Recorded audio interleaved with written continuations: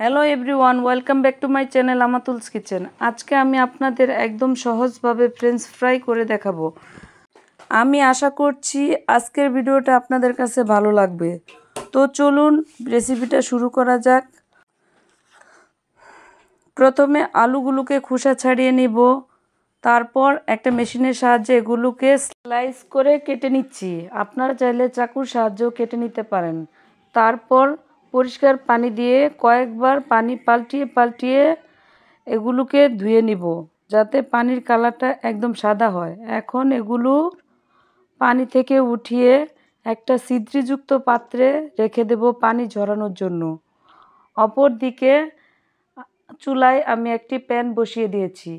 প্যানটা গরম হলে এতে দিয়ে দিব তেল। তেল গরম হলে এর ভিতরে আলুগুলোকে দিয়ে দেব।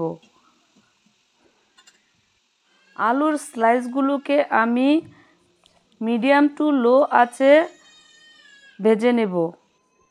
এমনভাবে ভেজে নিব যাতে আলুর স্লাইসগুলো পুড়ে না যায়। এখন এগুলোকে উল্টিয়ে পাল্টিয়ে ভেজে নিতে হবে। যতক্ষণ পর্যন্ত না এগুলোর কালার গোল্ডেন ব্রাউন না হয় ততক্ষণ পর্যন্ত এগুলোকে ভেজে নিতে হবে। আমার এগুলো হয়ে গেছে।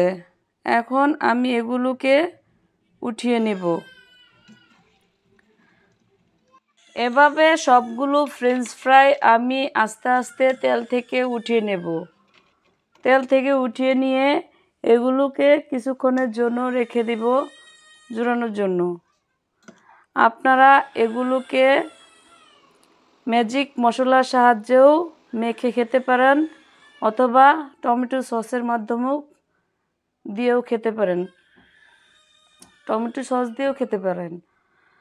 আমি এখন ম্যাজিক মশলা দিয়ে ফ্রেঞ্চ ফ্রাইগুলোকে ম্যাজিক মশলা দিয়ে মিশিয়ে নিচ্ছি।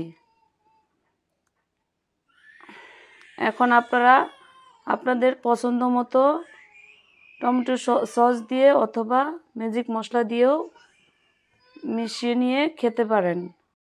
তো তৈরি হয়ে গেল খুবই সহজভাবে ফ্রেঞ্চ ফ্রাই। আপনারাও একবার ট্রাই করবেন। তো আমি আশা করছি আমার এই ভিডিওটা আপনাদের কাছে ভালো লাগছে।